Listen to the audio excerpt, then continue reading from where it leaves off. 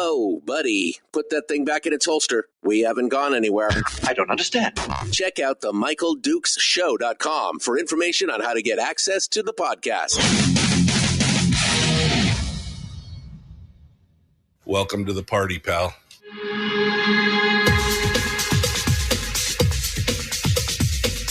The Michael Dukes Show. The greed and the entitlement is astounding to me.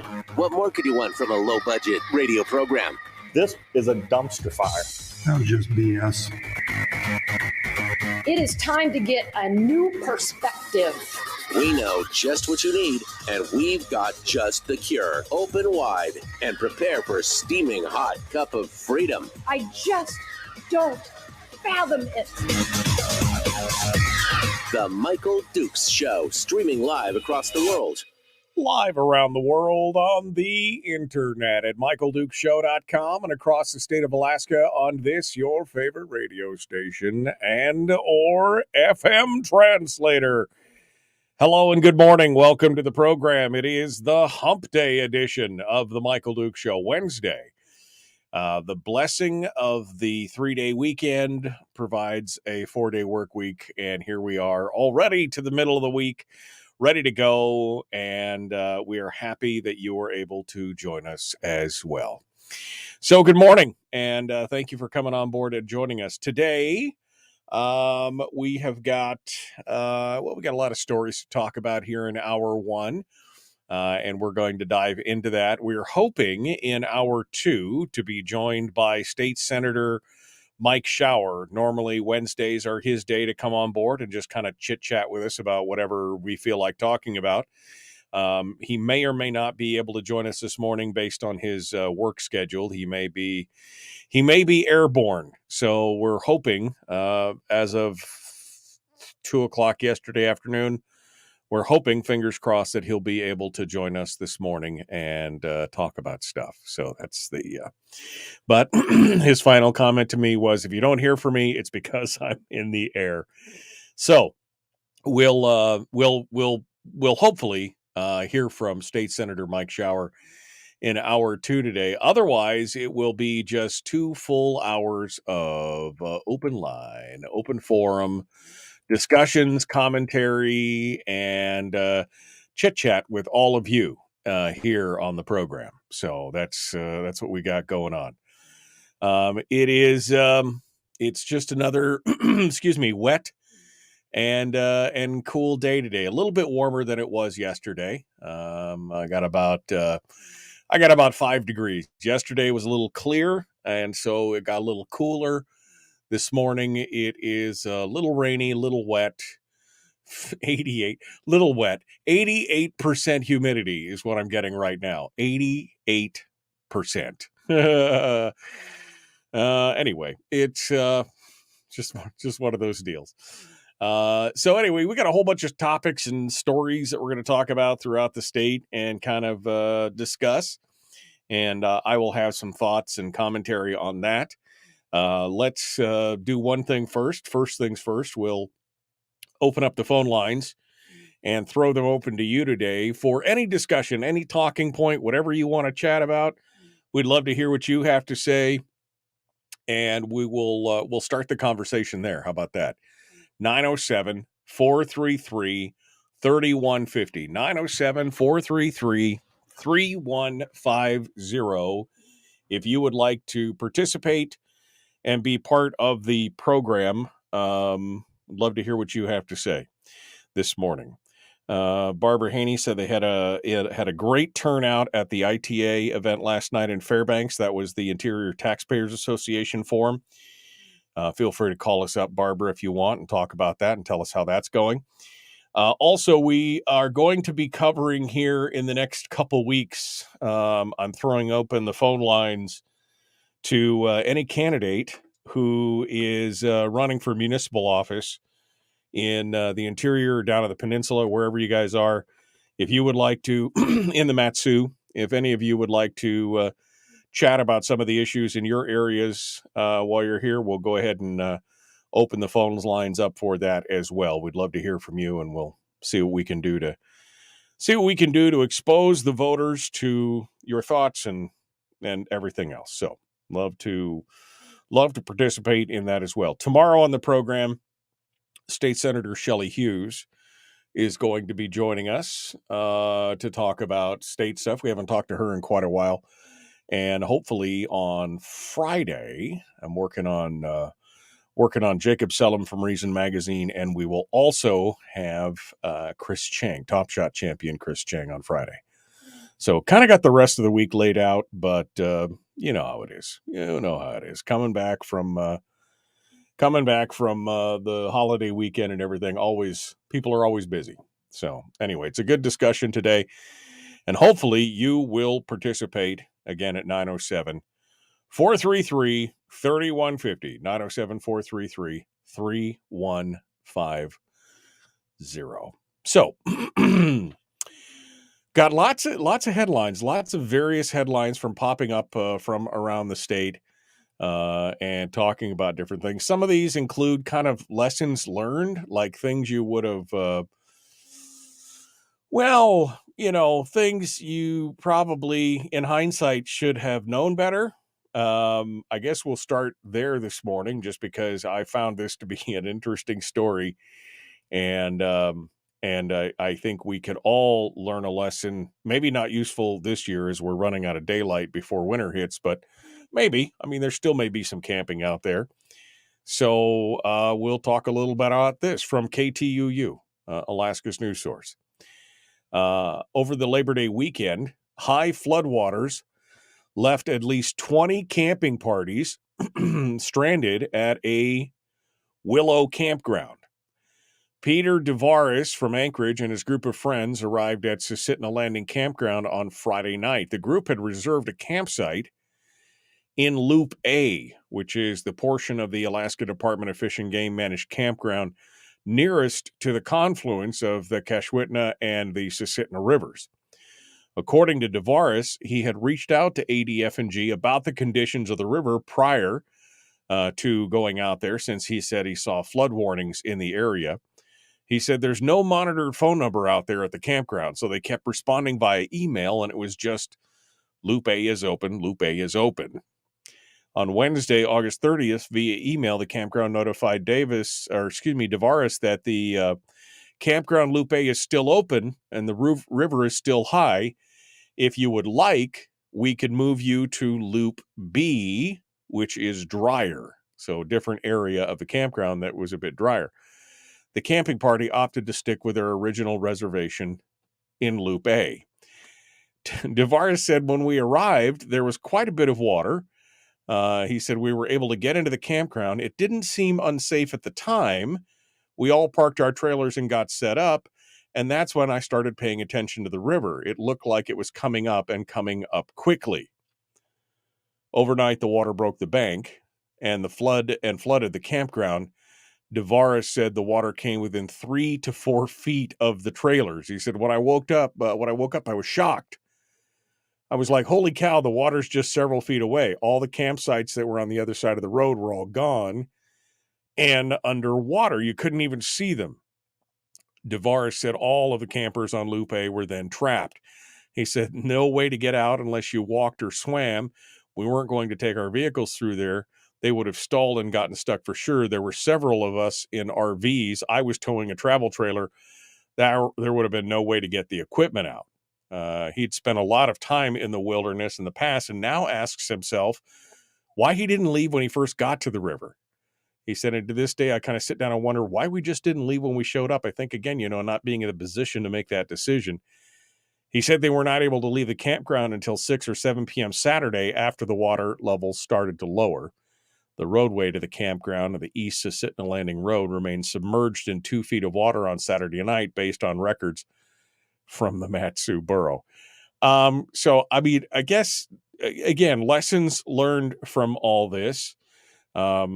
I've spent some time in the wilderness. I've been, when I was younger, I was quite the camper and I tried, outdoorsman and all that kind of stuff. And even I know, first of all, you call the Fish and Game because you know that, and you've heard that there are flood warnings in the area. And then when you get there, you notice the water is high. And you noticed after you got set up, you started paying attention to the river after you got set up. And you said it looked like the river was coming up and coming up quickly. Now, anybody who's ever, kind of been outdoors and been around flooding and stuff like that, you understand that the flood levels can change in a matter of just a couple of hours. And so I guess, his hindsight is correct. I guess his hindsight saying, when he looks back and says, why did I stay? Why? I think that's a valid question. I think that is a valid question. If there's flood warnings in effect and F&G offers to put you up in a drier campsite a little further away, I think that would have been an option. But two, this is the wording that got me. He said, we got set up, and that's when I noticed that, we all parked our trailers and got set up, and that's when I started paying attention to the river. It looked like it was coming up and coming up quickly. I mean, at that point, I would have been like, folks, I think we should move out of here. I just, water is fickle. Water, the ocean and rivers, that stuff is unforgiving. And they got pictures of a whole roadway that's basically underwater. It looks like about 2.5 feet underwater. And you're right, you're not going to be driving a 4-ton RV up this road or whatever. I guess so. Just to me, I took this as a lesson learned. I'm hoping that we don't have to, the best lessons are ones you learn from other people. So hopefully Pete and company have given us a valuable lesson here. If there is flood warnings and you get to the site, first thing I would have done is, again, a site survey, maybe 10 minutes of watching the river to see if it was coming up. And if it was coming up, I think I probably would have gone back and maybe gone to the alternate spot or whatever. DeVaris did say he tried reaching out to the camp on the phone number that's listed for the camp, but he has not heard anything back. He said he has yet to be reached by camp officials since the incident occurred. This is last Friday. Still hasn't heard from anybody. This is the problem with these kind of unattended campgrounds is you're kind of on your own. So you got to kind of make the best decisions as you could, as you can. Fish and Game wrote in an email that we did keep the campground open as the river was not predicted to reach flood stage over the weekend. The amount of flooding was unexpected. And he said, we had staff and a campground host out there to assist campers, which seems like maybe not, I don't know, counterintuitive. Maybe it was. Anyway, I guess the good news is that ADF&G has since provided campers refunds for camping fees for those who have requested them. It was a weekend adventure that these folks will not soon forget, I guess. But yeah, anytime I look at a river, especially if there's a flood watch in effect and it's still raining and everything else, I have a healthy respect for that kind of stuff because I have seen what a river can do. I have seen what a flooding river can do, and it is not, well, I mean, I guess everybody has. You saw what happened. Now, that was a glacial outburst at the Mendenhall down in Juneau. But you saw what happened there. That carved that whole river out and that whole bank and sucked that house in. That was like over a period of like 5 hours. You imagine you lay down, go to sleep, wake up 5-6 hours later, and your RV is bobbing down the river. That's definitely not something you want to do. So lessons learned. I'm glad nobody was hurt. I'm glad everybody's okay. But I agree with Pete as he looks back in hindsight and was thinking, what was I thinking? What was I... to this day, I kind of sit down and wonder why we just didn't leave when we showed up. I think that's a valid question, Pete. I think it is. And I'm glad everybody made it out. But let this be a lesson to all of us as we look at Alaska and we're out there in the wilderness and we're doing our thing. Remember, Alaska will try to kill you. That's just kind of, it's nothing personal. It's in the nature. It's in the name, Mother Nature. It's in her nature to try and kill you. I mean, oof. I'll be honest with you. There's very few things that really scare me in that kind of stuff. Ocean storms and floods, two things that definitely are at the top of my spooky list because you can't control it. You can't control it. All right, we got more coming up. We're going to continue. I want to talk a bit about schools. There's a new education bill out at the national level we'll talk about, and some other stuff as well. And the phone lines are open at 907-433-3150. The Michael Duke Show. Common sense, liberty-based, free-thinking radio. Good morning to you. Back with more right after this.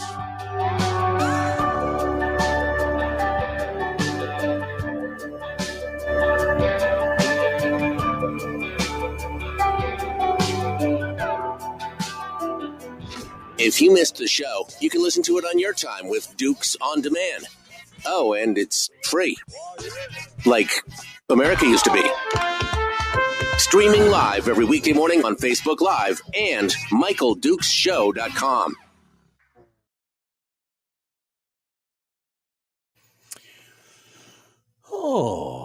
Okay, good morning. Let me go up here and see what you guys have been talking about. Good morning, good morning, good morning, good morning. Anthony said, my steaming cup of freedom has hairs in it. Don't worry, they're probably yours. I mean, the average human being consumes a bushel of dirt in their lifetime. You might as well get a head start on all that debris and detritus. You know what I mean?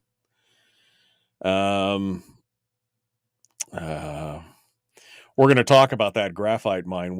Rick just talked about a graphite mine north of Nome. We're going to talk about that here in a little bit. Can we have a What If Wednesday, says Jeannie. Sure, Jeannie. You want to call in and give me a question, give me a comment? This is a participatory sport. Pick up the phone and let's dial and tell me what you're thinking. What do you want to think about on this What If Wednesday? All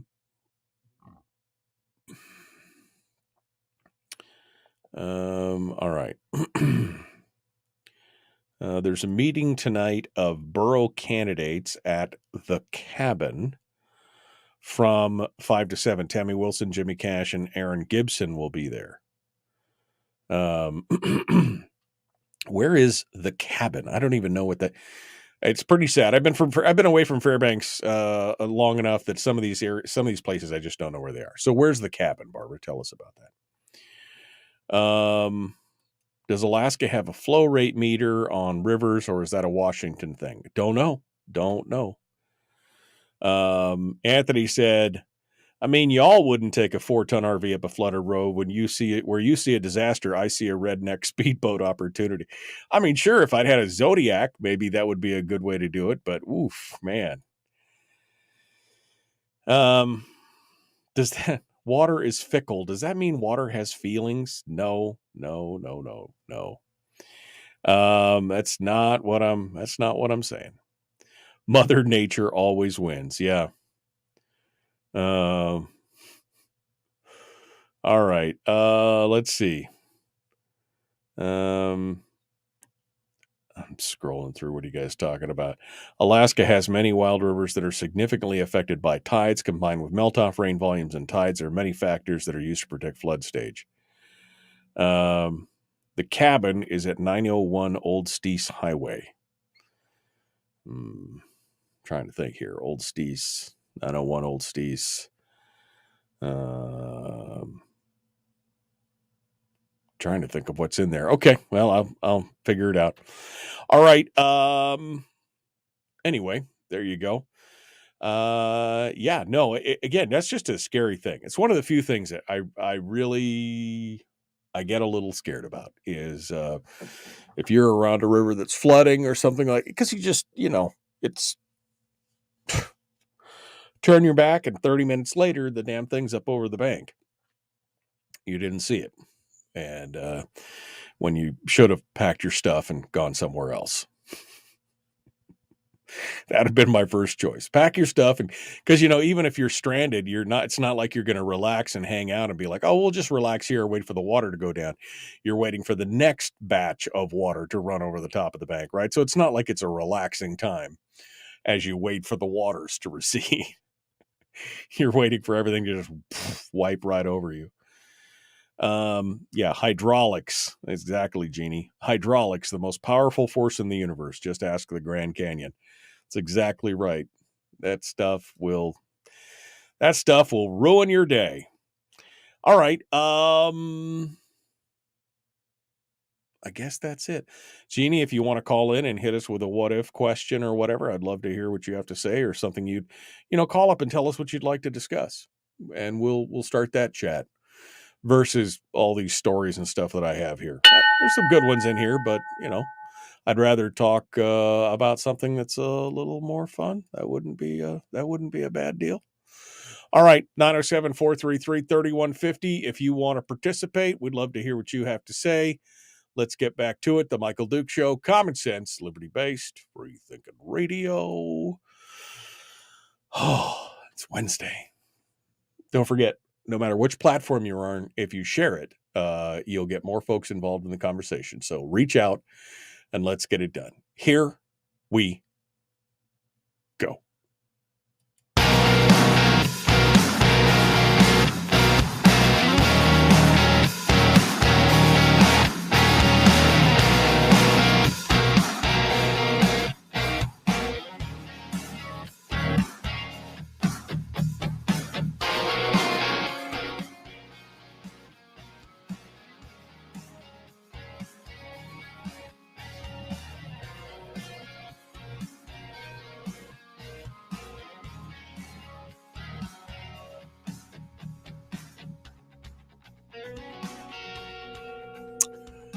Well, hello and good morning. Welcome back.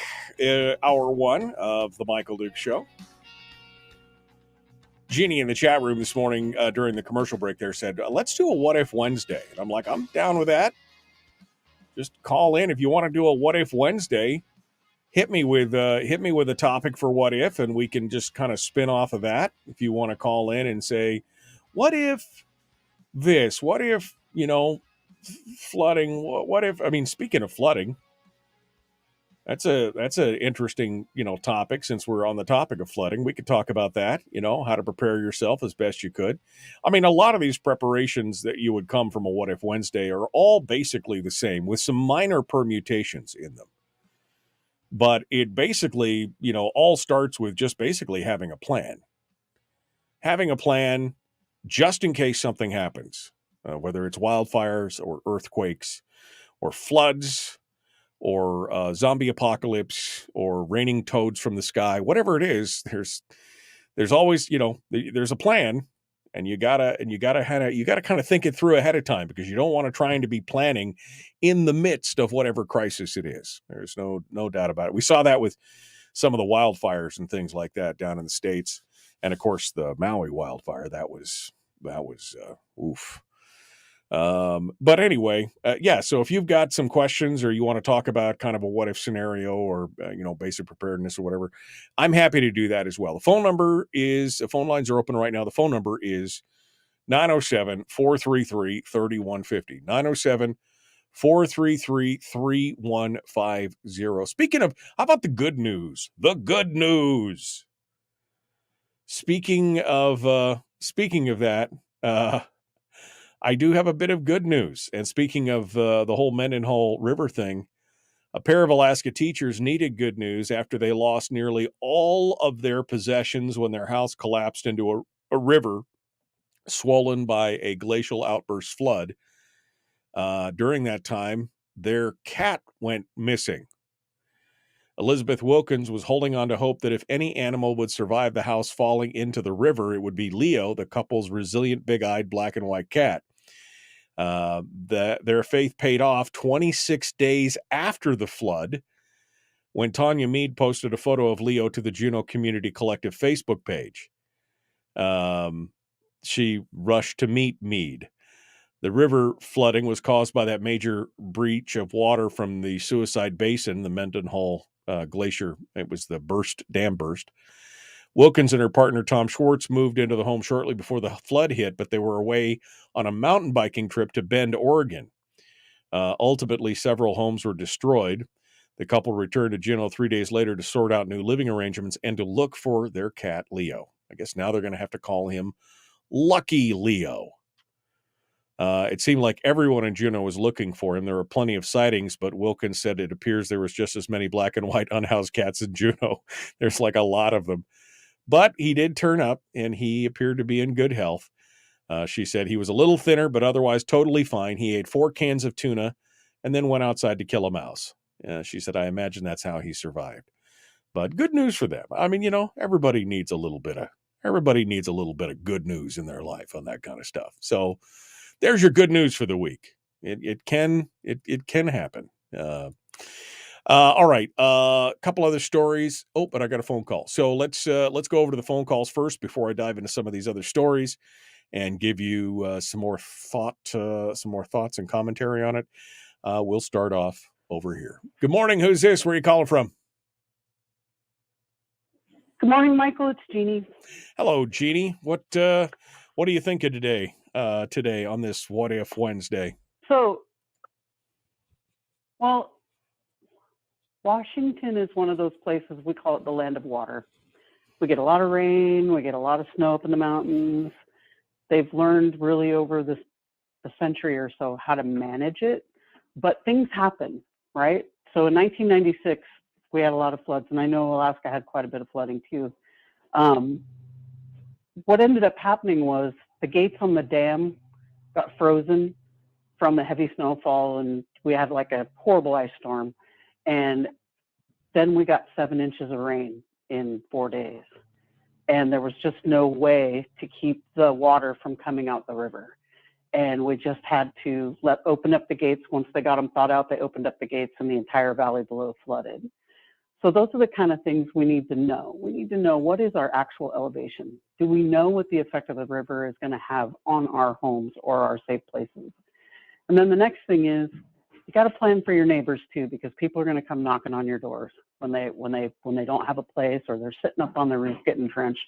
The reality is, we can't predict everything. The tides have a horrendous effect. We were on the Columbia River, and so we were at the part of the Columbia River downstream of Bonneville Dam, so we were affected by tides. Right. And we had a high tide, not just a high tide, but a king tide. And then the river was flowing, and it went over its banks and flooded everything. Even the seawall that was constructed to keep that from happening was overcome. So don't think that for once you're going to be safe because you're at 120 feet. That river reached 115 feet, and nobody had anywhere to go. So I like to talk also about, food preparedness and safety of your food, and then being able to stay warm. What happens when your gas goes out, or what happens when you lose electricity? Do you have wood? Do you have a way to warm up? That's an interesting question. Let me ask you, Jeannie, were those houses, were they all built on grade, or were they built raised? Were they on stilts? Were they raised up off the ground, or were they built on grade? They were built up off the ground after the flood, when they recovered what was left. Of course, rebuilt their homes. I mean, hindsight is perfect, right? Right, but it was insured by the state, right? When you're in a floodplain, the state or you're outside of the floodplain, the state carries your insurance. But when you're inside the floodplain, you have to buy it. And so, fortunately, everybody had to buy flood insurance, so they didn't lose financially. They just lost a lot of their own personal belongings, which was kind of sad. Yeah, no, it is sad. And it's amazing how fast that stuff can turn. Yeah. Like I said, I mean, you've seen rivers go from normal to flood stage to over the bank in just a handful of hours. And while that may sound like a lot, right, it's not. Yeah, especially with the rainfall, right? The ground's frozen, the water has nowhere to go but right into the river. Yeah. And so that's the things that, we could see that in October. We could see that in April or May. When the ground is frozen, it makes it tough to manage water when there's nowhere for it to go. Yeah, no, absolutely. All right, well, let's tackle this and deconstruct this for a minute here, and we'll go over it. Thank you, Jeannie, for the prompt, and we'll see what we can come up with.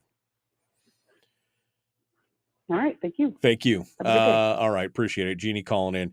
So I guess here's my thoughts. I mean, again, there's some basic ideas that you can pick up and know immediately. Now, in most situations, you'll want to stay home, right? I mean, I know there's the whole nomenclature of the bug out bag. I'm going to bug out. Where are you going to bug out to? Where are you going to go that is, more safe, more secure, has more supplies, has more, things than your home? The idea is that, first and foremost, you probably should plan to bug in as best as you can, because as Jeannie said, if you're talking about things like food storage, being stranded, being unable to go anywhere, some kind of the windstorm that we had here, natural disasters, people were stuck in their home for days. I was stuck here at the house for 4 or 5 days where we just couldn't, which doesn't sound like a lot unless you're one of those people who goes to the grocery store every 2 days to pick up, the latest and greatest, because you don't really keep any food on hand. Luckily, we were covered here. I mean, we had 3 feet of snow on the roads in the cul-de-sac. We didn't get plowed out for almost a week here where I live, and I'm not that far from civilization, folks. But we were stuck here. There was just no way of getting out. Not even in the little Jeep Cherokee. Couldn't even get that out. It's too much. So you have to think about, what do you do if you stay home? Well, of course, the food storage is important.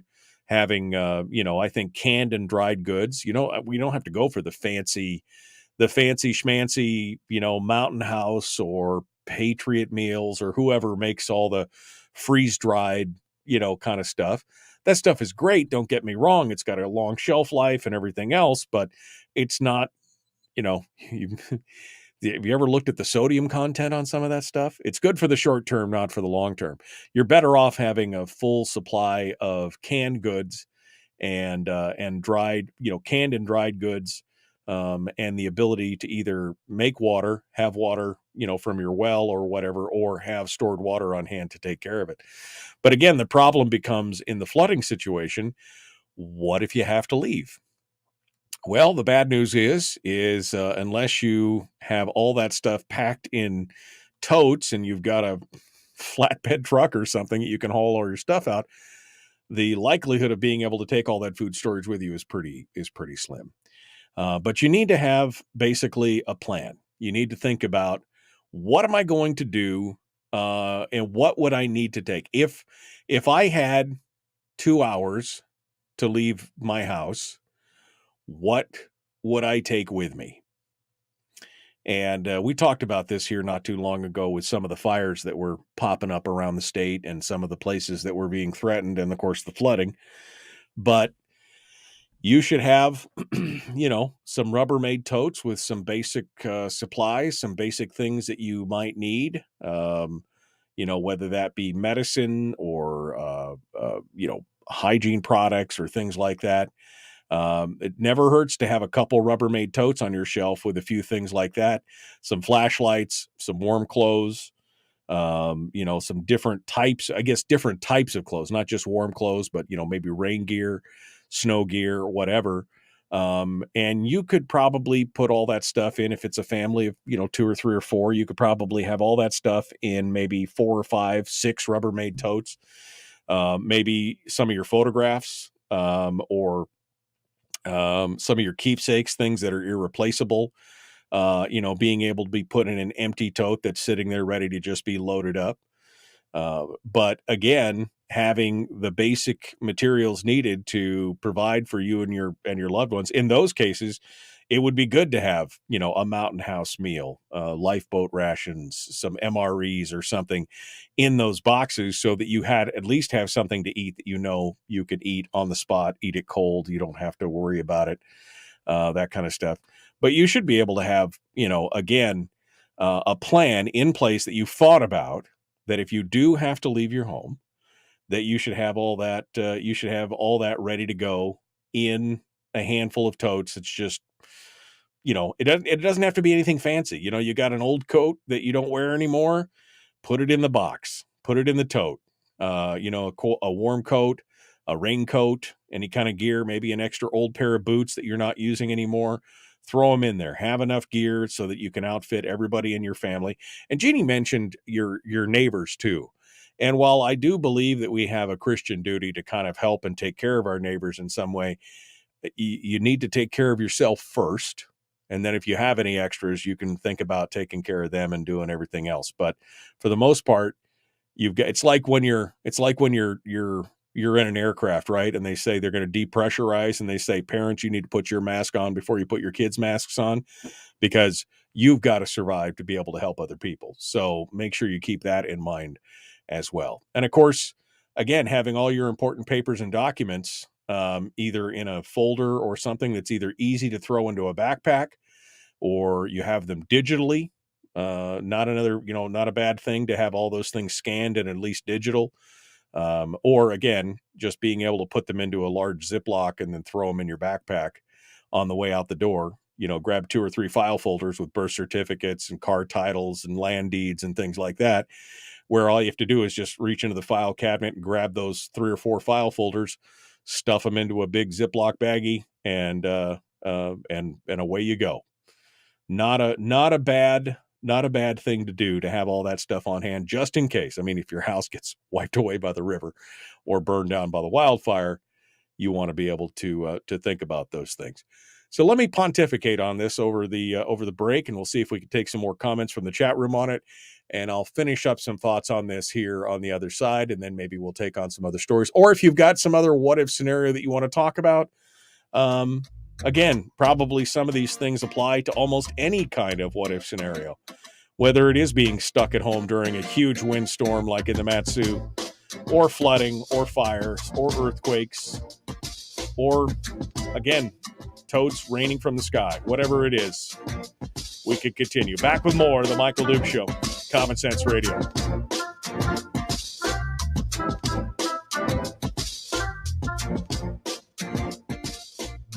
We're broadcasting live through a series of tubes, allowing all of these entities to provide streaming stuff going on the internet. Well, it's kind of hard to explain. Sorry. Streaming live every weekday morning on Facebook Live and MichaelDukesShow.com. Okay. Let me go back to the chat room to see what you guys have been talking about and see what's going on here. Near the Fred Meyers, close to Home Depot intersection of the old Stees and Trainer Gate. Okay. Thank you for that, Barbara. Was not nice. Wait. Sandy's got it all figured out. She says, well, I have you on YouTube on my TV so she can see this face, like all big and on her screen, but she's in Facebook so she could participate in the chat room. So there you go. All right. Really, anytime you go outdoors here in Alaska, you need to ensure first and foremost that you don't have a case of head up butt syndrome. Yeah, no, Anthony, I agree. I agree with that. Absolutely. Okay. Good morning. Teresa says, finding out if the natives never built on a certain spot is extremely helpful. Not building on a floodplain needs to happen much more. Yeah, I mean, or you need to plan for that. If you're building in a floodplain, I wouldn't be building a house with a basement on a floodplain. You know what I mean?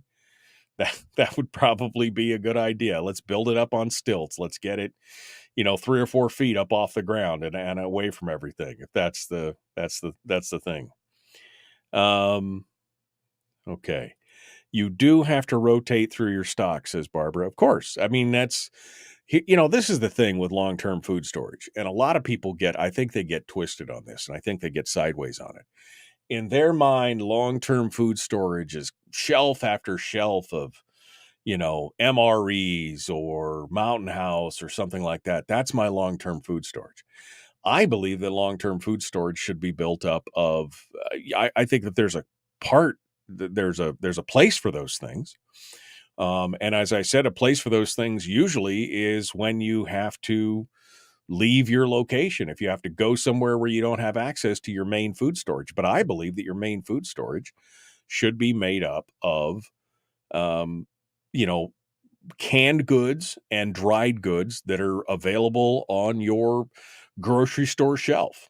I have in my pantry, I have a can rotator. It's a 6 foot tall, 4 foot wide rotate where we put canned goods in it. It's specifically built to be first in, first out. So you get, you go to Costco and you buy a flat of tomato soup, Campbell's tomato soup, and you just feed the cans into it, and it goes, and the first one comes out, and the next one, and the next one, and the next one.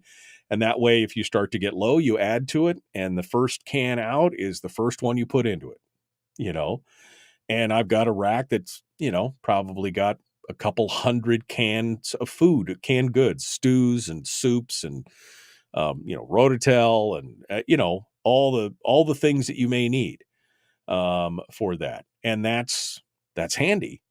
That helps with that rotation. And then it's on to you to rotate out some of the dried goods and things like that. Now, my solution to rotation is to have, 4 kids living at home, because they'll eat you right out of rotation. You know what I mean? They'll eat that stuff. It doesn't sit on the shelf for any length of time, because you eat it, you consume it, and you rotate it out. So each, if you've got 4 boxes of spaghetti or whatever else, you take the first box out. And when you get down to the second box, you buy 2 more, and now you've got 4 new ones, and you always put the old ones in the front. It's a habit. But that kind of food is what you're used to cooking. It's what you're used to eating. And it's better for you in a stress-filled situation like that than some of these other foods where, like I said, I would only be taking Mountain House or Patriot Meals or MREs or whatever if I had to leave and I needed a portable food source that could eat anytime, anywhere, with just a little bit of water and and my little jet boil camp stove or whatever. That is a good idea. But you do have to rotate through your stock.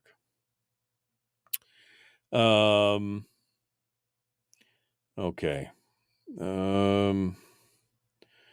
I remember growing up, my mom had all kinds of canned goods in our house in San Diego and up in our Carson up in Julian. The Cold War was on, and they tested the air raid sirens every Monday. Yeah, I mean, that's just the way it was back in the day, right? It's a bigger challenge if you have a mobility challenged person, says Brian. And that's 100% true, Brian. I mean, now your plans have to change totally. How do you take care? How do you, plan for that? How do you get out in the case of an emergency in a speedy way? What more do you have to take with you? That's an even bigger challenge. Absolutely. All right. We're about to jump into this and see what you guys have to say. Yeah, they're can rotators like that. It happens. That's the best way to be able to rotate all that stuff. Makes it simple, makes it easy. Here we go. The Michael Duke Show.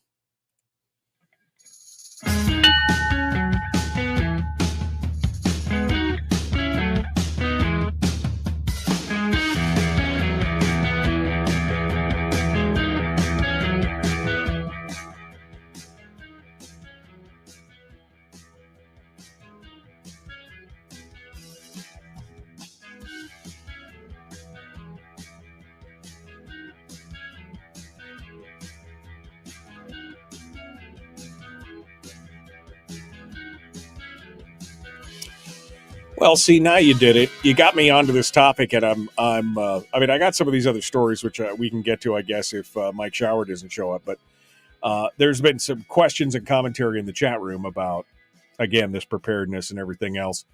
Barbara said in the chat room, she said, you do have to rotate through your stock.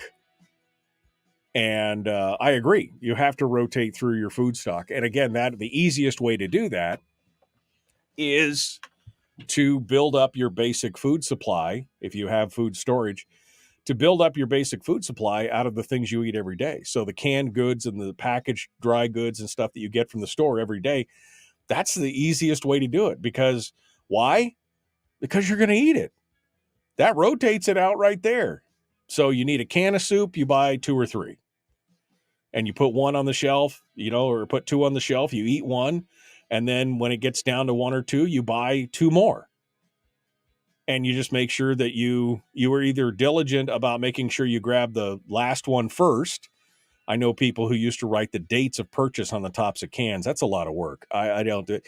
I popped for big metal shelf that looks like a 5-6 foot tall, 4 foot wide shelf unit that has rollers on it that you just drop the cans in. So first in, first out. It's a shelf unit. It's a can rotator. So I buy a case of Campbell soup, from Costco or whatever. I just drop them in there, and then the first one in is the first one out. And as you fill it up and as you use it up, and as I said, it's easiest for us to use it up because, I got 4 kids living at home. Trust me, you will be rotating that food out because there will be nothing left. And all you got to do is just train the kids to make sure that when they're putting food away, that they put the new food in behind the older food. Right? So you got 2 boxes of spaghetti and you got 2 new boxes. You put the older ones behind or the new ones behind and eat the older ones first. But it doesn't matter. That's what food storage, in my opinion, should be built out of. Now, again, you still need, a couple cases of MREs or some Mountain House or something in case you have to go. If you have to leave your home for, again, fire, flood, windstorm, power outage, freeze up, whatever it is, you want to be able to grab some of those, good to go things so that you can eat on the fly if you need to. But yeah, you hate to have to leave your canned goods behind, but that's just, you got to plan for different phases. The biggest thing is to just think about this and to consider it before it happens.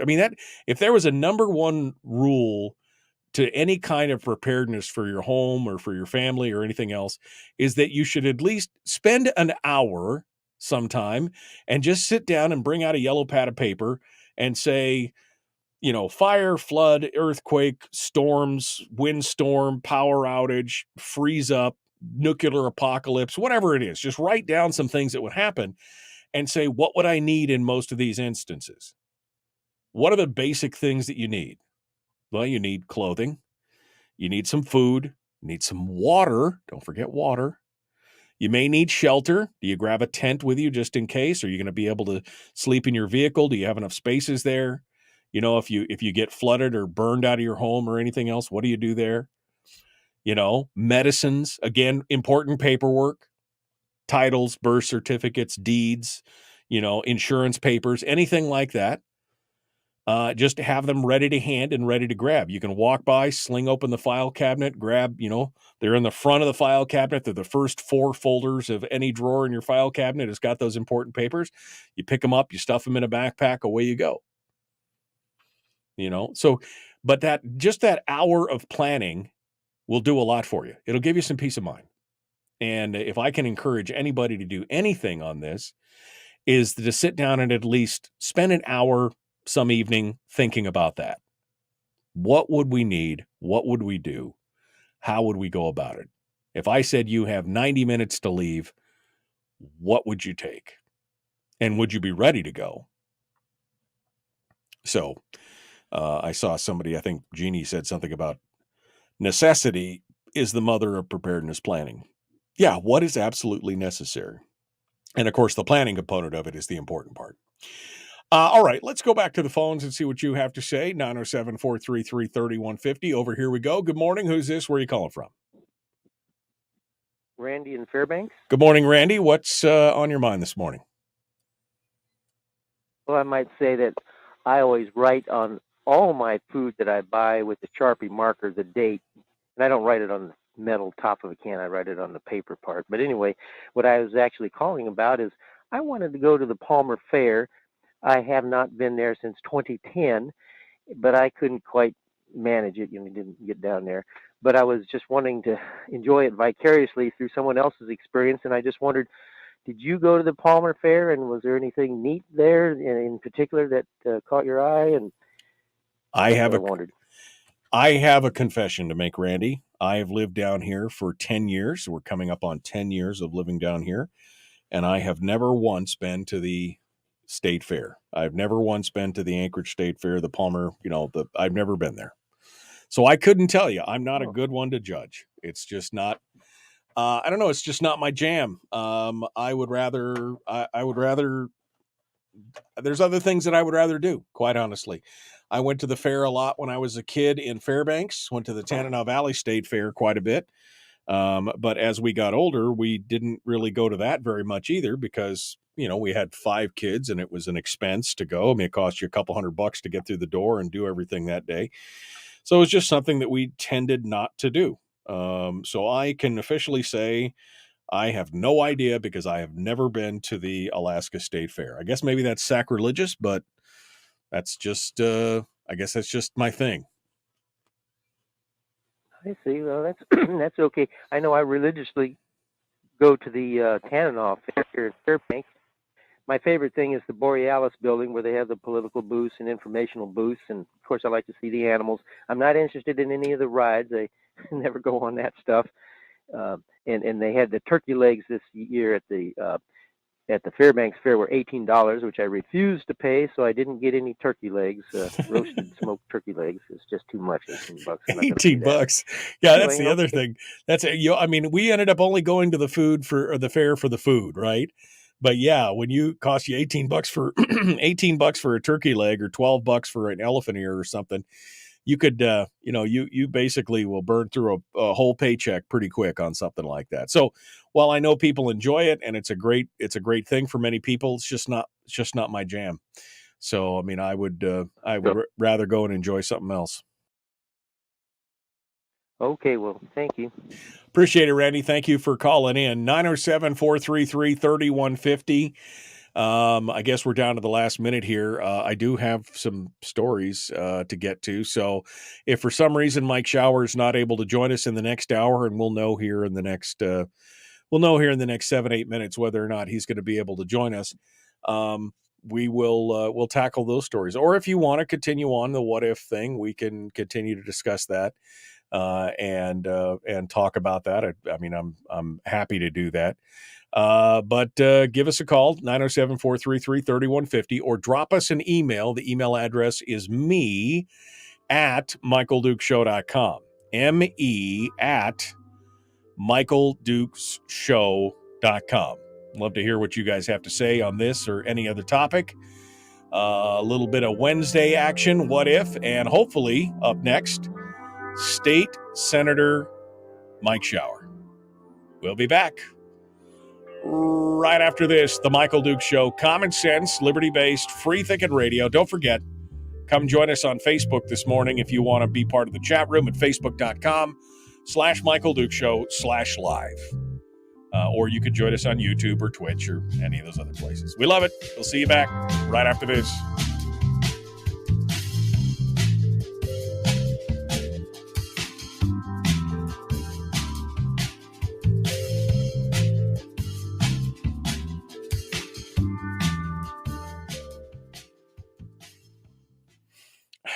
Let me go get caught up here in the let's get caught up here on the chat room. Okay. Melody says, truth, Michael Dukes. I have a 12-year-old boy that makes sure I grocery shop every week. I mean, it happens.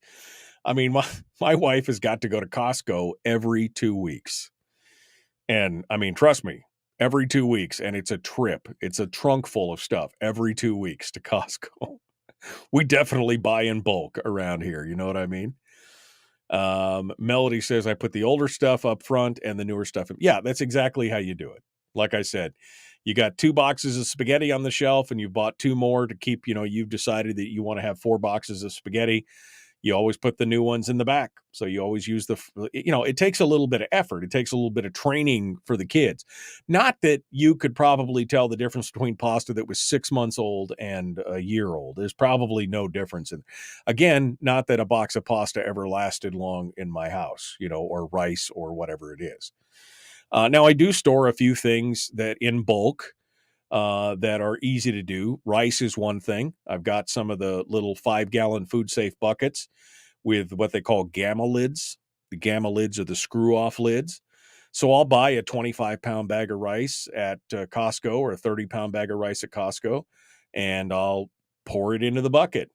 I don't seal the bucket. I don't put Mylar bags. I don't bother with any of that stuff unless I'm looking to store it super long term because I figure 30 pounds of rice, it's not going to go stale between now and the time we use it. Plus, the gamma lids keep it all nice and tidy and neat. and easy to use and easy to store. You don't have to worry about mice or voles or whatever else. It makes it easy.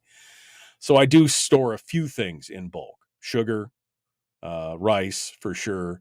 Flour we usually get in bags, and I keep a couple bags on the shelf, but it's not something that we worry about at the time.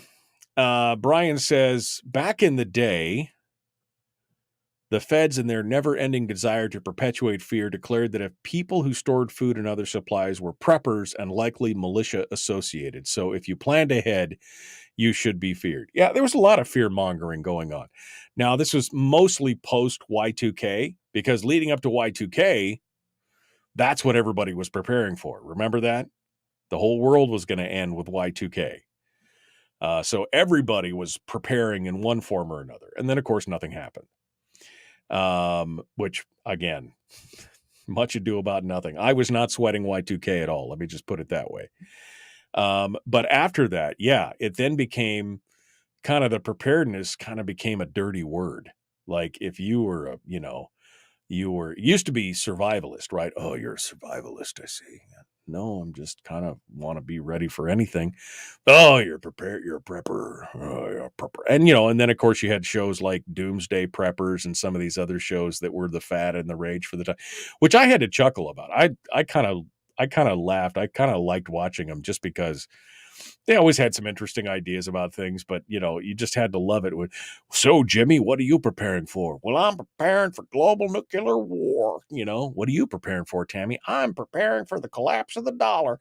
Well, what are you preparing? I'm the zombies. I'm preparing for the zombies, And it was always half toothless wonders in some deep woods of somewhere, looking at you, telling you why they were.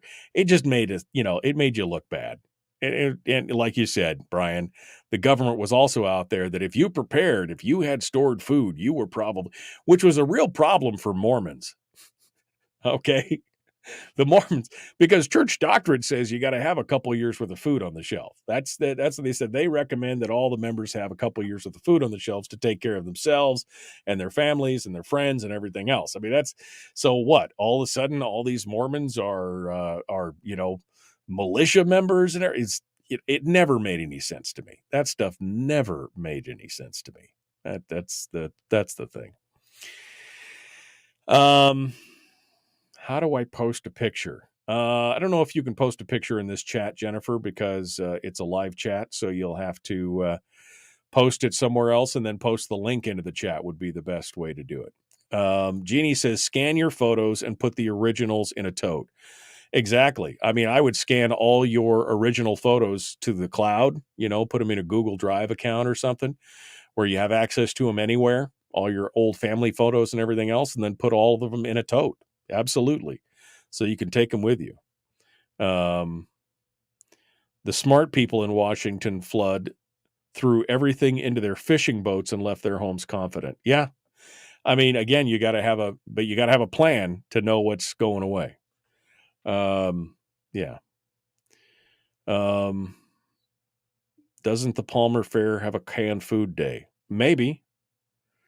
I don't know. I just, again, I have not been inclined to go do that.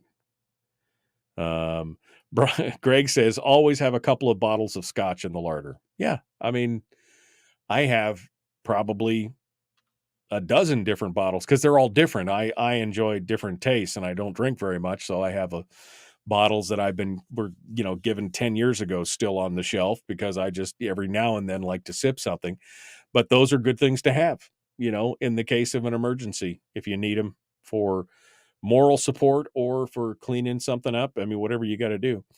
If you have pets, don't forget pet food and water, said Amy. Again, not a thing to worry about.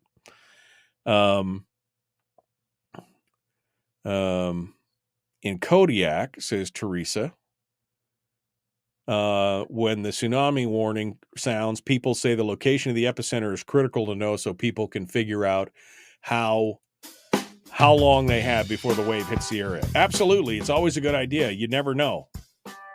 But it's a good thing to do. All right. We got to go. I don't see Mike Shower, so we'll see what happens here. The Michael Duke Show, Common Sense Radio.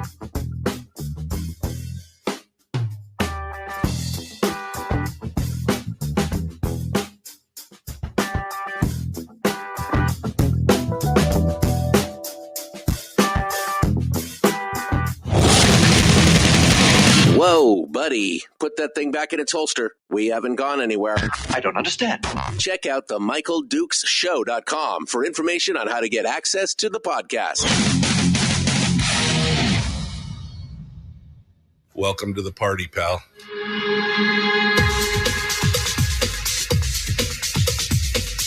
The Michael Dukes Show. The greed and the entitlement is astounding to me. What more could you want from a low-budget radio program? This is a dumpster fire. That was just BS. It is time to get a new perspective. We know just what you need, and we've got just the cure. Open wide and prepare for a steaming hot cup of freedom. I just don't fathom it. The Michael Dukes Show, streaming live across the world. Yep, live around the world on the internet at michaeldukeshow.com and across the state of Alaska on this, your favorite radio stations and or translators. Good morning and welcome to the program. Hour 2 of the big radio show. We were hoping to hear from State Senator Mike Shower in this hour, but he did warn me that he may be traveling for work. I wasn't sure if he was going to be back on the ground in time. So he may join us sometime this morning in this hour, or he may not. His last word from yesterday afternoon was, if you don't hear from me, it's because I'm flying. I'm out of the air. So it is what it is. It is what it is. So if Senator Shower joins us in this hour, we'll get a chance to chat with him. If not, we're going to continue. We got some news stories, but there were some interesting discussions during the top of the hour in the break, and we were talking about this what if thing. And here's the thing. I could spend the next hour talking about this. Okay. It is an important topic, I believe, and it's something that I've been passionate about for many years, simply because, again, being kind of born and raised by between sourdough grandparents. You know, my grandmother was born up on American Creek, Eagle Creek, up on up towards Manly, back in the early 1900s. You know, kind of that mentality. And on top of that, being raised Mormon, I mean, there was a whole lot of discussion about food storage and, you know, kind of that whole lifestyle and everything else. That's kind of how the whole thing, you know, in my mind progresses. And so it's something that's near and dear to me and something that gives me peace of mind. It's something that gives me, you know, it quells any kind of fear that I may have about scenarios like we saw with the fires or that massive windstorm that took place last winter here in the Mat-Su, the windstorm and then the snow, just the dumping of snow that we had here in the Mat-Su. And of course, other places across the state have faced flooding and fires and everything else. So to me, preparedness brings peace. It gives you the peace of mind that you need to know that regardless of what the situation is, you have prepared to the best of your ability. Now, that may not be enough in some cases. It is what it is. It is what it is. But you definitely will feel better if you take that time. I was just saying before the end of the last hour that, you know, you spend an hour. You know, you don't have to, this is not something where you have to change your whole lifestyle to think about, right? Spend an hour, even if you don't want to think about long-term food storage or anything else, just think about what would you need if you had to leave your home in a hurry due to, you know, fires or floods or any kind of weather event or earthquakes or something. What would you do if you had to leave your home in a hurry? And in a hurry is, to me, anything less than 3 hours. Right? You have 3 hours to gather all your stuff up that you need, and away you go. And so if you've thought about it, if you've put a little planning into it, if maybe you've spent, a little bit of time and, went down to Fred Meyer's or wherever and bought yourself some, half a dozen Rubbermaid totes that you could just throw some stuff in and have it ready just in case, you might sleep a little better at night. That's a good way to go. So I could continue to talk about this in hour one here if you guys want, but I got the phone lines open at 907-433-3150. If you would like to sound off on this or anything, or if you have another topic that you want to talk about, I'm happy to do it. A couple other questions, I guess, since I'm getting all these questions from the chat room this morning. So since this is a topic I enjoy and I'm kind of passionate about, I'll continue to go on. What's your advice on generators? Says Kim. She wants to know. Well, it depends on what you want to do. Are you talking about whole home generation where you can have enough, where you have enough power to provide, to uninterrupted service to your home? Or are you talking about just emergency, portable, that kind of thing? I mean, there's pros and cons to both, right? If you're looking to just keep, for example, you're just looking to keep your furnace running. It's cold. You live, let's say you live in Fairbanks, right? Where 40 to 50 below is not unheard of in the winter. Maybe you just want to be able to keep your furnace running and keep that cycled. I mean, I think that there are several good generator companies out there. I believe Honda is one of the best. And they have some of the smaller generators, probably nothing less than 2 kilowatts. 22 kilowatts is their standard little $1,000 unit that you can carry around like a suitcase. And it'll power anything, including computers and stuff like that, because it's got the special inverter on it to protect electronics. But generally speaking, you can run a burner on something like that if you wanted to keep your home. Now, that's not going to keep anything, like I said, you're not going to be able to run much with 2200 watts, but it will at least keep your furnace running and keep that kind of stuff going. But if you're looking for a whole home, then it depends on what you're doing. Are you only running on fuel oil? Are you only running on, or do you have gas? Maybe you want to get a diesel generator instead of a gas generator, and you could get a 10 kilowatt. I've seen, 10, 11 kilowatt generators that can be mounted. I've seen them that can, smaller ones that are 8, 9 that can be rolled around and plugged into your panel where you flip it with a switch and you go from grid power to your generator power. Sometimes multi-fuel where it'll do one or the other, whether it could be gas powered. If you have natural gas, maybe you got a natural gas power generator. There's plenty of options, but you have to decide what you want to do ahead of time. Do you want something that's, especially if you're on a budget?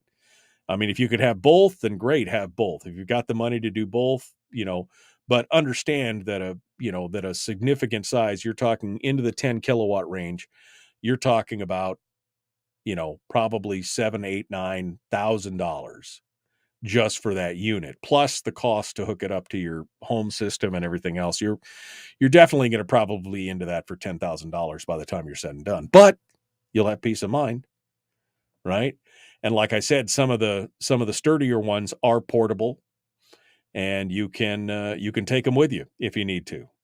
To me, that would be a big thing. I think I would start, and I have a little suitcase generator because if I need to leave and I need to have power with me, nothing better than my little suitcase generator and a 5-gallon can of gas. Which reminds me, I think Greg said it in the chat room. You should always make sure that your vehicles are topped off. When you get to half a tank of gas, you should probably top your vehicle back off, because nobody wants to wait in line if there's a crisis to try and get fuel because you're down on E. You know what I mean? So I think there's a variety of things you can do that will do it. If you get upwards of a 10K generator, you can run pretty much your whole house with it. 6,000 to 7,000 kilowatts, you can run most of the house with it. But things like freezers and other things, some of those things that pull a lot of power, your mileage may vary depending on your lifestyle and what you're doing. So, but yeah, I mean, having power is definitely a plus. We are creatures of comfort, and we've gotten used to that. And trying to figure out how to do all those things without having the power is definitely frustrating and stress-inducing. So if you figure all this stuff out early, there you go. I mean, let's face it, if we all got our dividends, you could, and you're a family of 4, you could buy a generator setup that would last you for 25 years, and you'd be okay with it. The other thing to remember is you've always got to, speaking of gas generators or whatever, you need to run those things and test those things every year. You need to run them for a while. If you've got fuel in a generator, you don't want it to just have the fuel sitting in the generator for 2 years and you've never started it, because that stuff will shellac up. So you need to make sure, put some Stabil or something in there. There's a product, an additive called Stabil, Stabil, that will, stabilize your gas to a point, but it only lasts so long, right? So you need to run the gas out of it or empty the gas out of it and refill it. But best thing to do is just run it for an hour every summer or whatever, and let it get all worked up. Every summer, every winter, do it on the solstice, whatever. Pick a time and run it for a little bit, just to get things rolling and to make sure that they're running smoothly. Those are all things that that's a thing to do. Or you could do solar. Somebody just mentioned solar. They said the 1,500 watt solar generator with solar panels works great at our undisclosed cabin. Yeah, I mean, you could do solar. Again, it just depends on how much electricity stuff you're trying to move. And again, the nice thing about solar is you don't have to haul fuel out there or anything else. Now, the limitation is you can only do so much. 1,500 watts is not a whole lot of. You can run a few things. You're not running a deep cycle refrigerator or freezer on something like that, right? That's just how it'll be. And of course, having your freezers outside or in a lean-to or someplace where it's outside, that can save you, because you can unplug the freezers for the winter. Just make sure you remember to plug them back in when it gets warm, but you can unplug them for the winter and you don't have to worry about it. People have got cold. My parents have a cold room that has no heat. It's a little concrete room on the side of their house that has no heat. And they got freezers in there, and it stays, 35 degrees, even when it's 30 below. And you don't have to worry about your stuff thawing out, and yet you don't have to pay for all the electricity.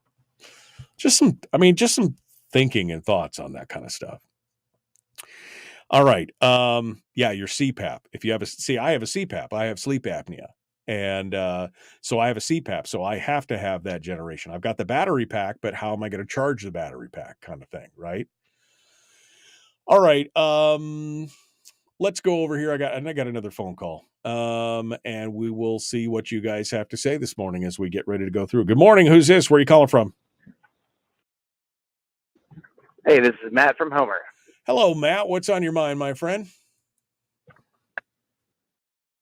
So I live in Homer, and I know a lot of people up there in Fairbanks listen to the show, and a lot of us have those Renai little heaters in our house that heat our house.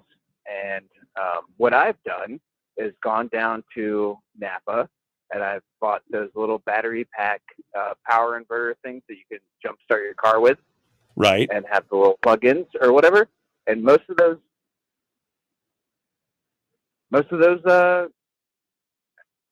will power a Renai for a really long time. So in the winter time, when you have a power outage or something like that, you can plug your heater into the little battery pack, and you've got many days worth of heat in your house. It's not enough to do anything else, but at least you have heat. The Renai, is that like a little? Is it like a little oil-fired burner? Is it like a Toyo stove? Is that what it's like? Yeah, like a Toyo stove. Yeah. Yeah. Well, there's no reason why you couldn't have buy a single large deep cycle marine battery and put it on a trickle charger there in your home, near your stove, and just have it where you buy the pigtail that you can clip it in and plug it in. If it runs on 12 volts, I mean, you've got, with a deep cycle marine battery, correct, you could run that thing for days, right? And you're right. The little battery packs are handy. the little battery jumper packs, because they usually come with all the charging cords for phones and everything else. So yeah, I mean, those little jumper packs are definitely a handy thing to have. But yeah, I would say heat is probably one of the most important things in the state of Alaska when it comes to emergency preparedness. You should plan to have, if you don't have an alternate heat source in your house, you don't have a wood stove or something like that, that you should probably plan on making sure that you have something that keeps your furnace running. As long as the gas is flowing or you have oil in your tank, that will probably take a lot of the stress off right there for sure. And those little Rinnais or Toyos, those are great. I mean, I have kerosene heaters that I've used in our house. When we lost our boiler in Fairbanks about, I don't know, probably 15 years ago, in the middle of the winter, the boiler just went down, like cracked, and we had a problem. And, we kept the house warm for the rest of the winter with the help of that boiler. We limped it along, but we had some kerosene heaters that we were just real careful with, and we kept the house nice and warm because of it. You just got to have a plan because you can't deal with it. And Homer's probably a little easier. Fairbanks at 50 below, definitely not a place you want to be without heat. Yeah, well, I mean, in general, just to be comfortable, you don't want to be without heat, right? And I have a generator and I have all those things, but I have one of those battery packs for every single vehicle that I own. And so that's more than enough. And I have a wood stove. So it's there you go. It is about planning and making sure. And I have a truck that I would never let go below half a tank. And I also have a 55-gallon drum full of fuel. Yeah. Just in case. So in the worst case scenario, I'm ready. Hey, redundancy, it's not a bad thing. 2 is 1 and 1 is none. That's my motto when it comes to that kind of stuff. I totally agree with you. Matt, thank you so much for your call. I appreciate it. We are coming up on the break. We're going to continue here in just a moment. The Michael Duke Show, common sense, liberty-based, free-thinking radio. Phone lines are open. 907-433-3150. If you want to sound off, we'd love to hear what you have to say. Back with more right after this.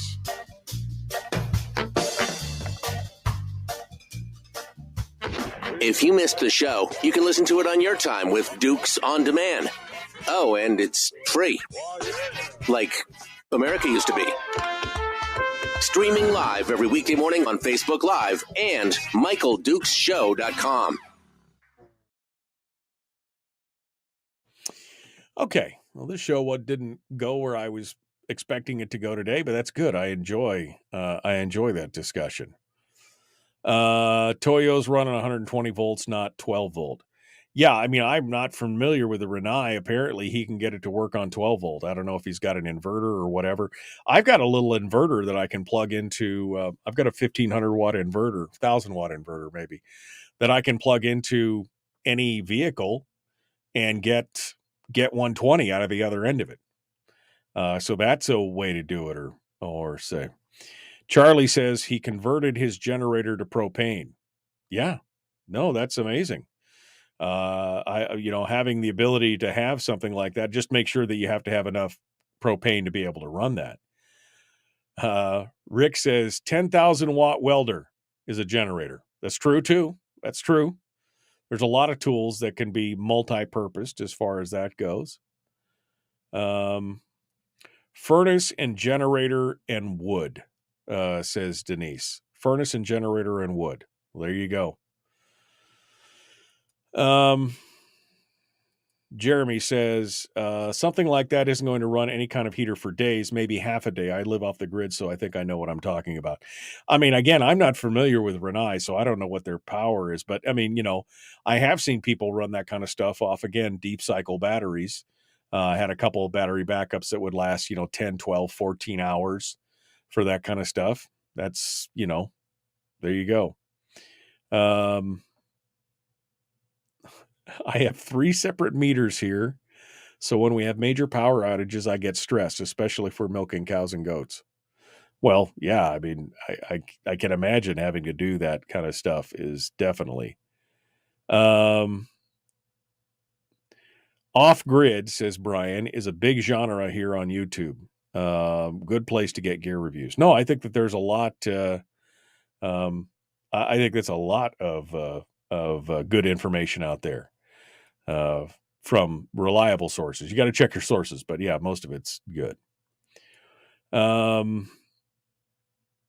Yeah, that's what I said, Jeremy. I have an inverter that runs from my vehicle to give me 110. That's an inverter.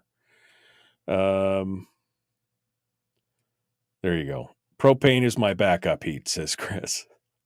Yeah, no, I mean, it's good to have a secondary heat source. I got to tell you, it's good to have some form of secondary heat to be able to keep everything warm. It looked only 6,000 watts. Not bad for a small place. Good price too.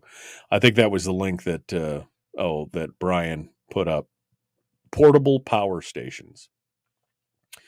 Goal 0. I mean, somebody was talking about putting up one of the Tesla wall units, wall batteries, you know? Sure. I mean, if money's no object, there's all kinds of things you can do.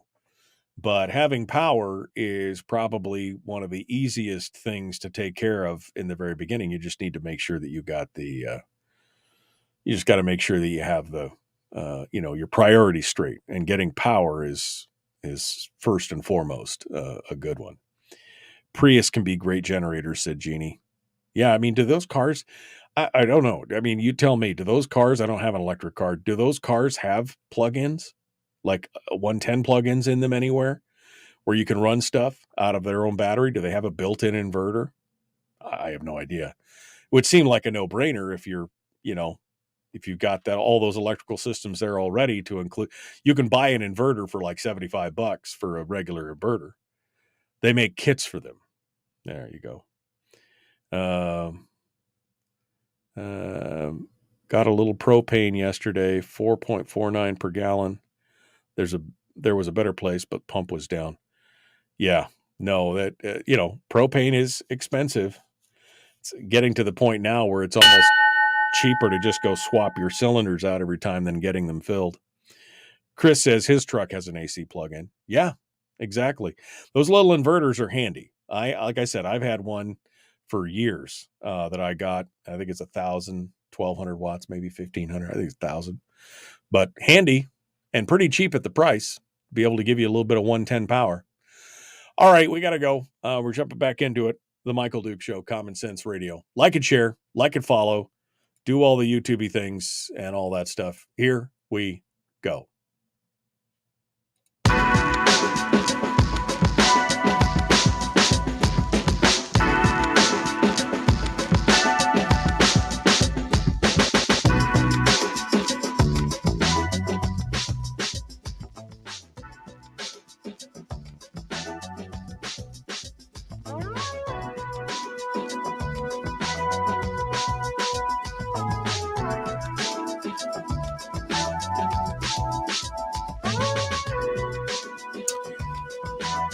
Okay, welcome back to the program.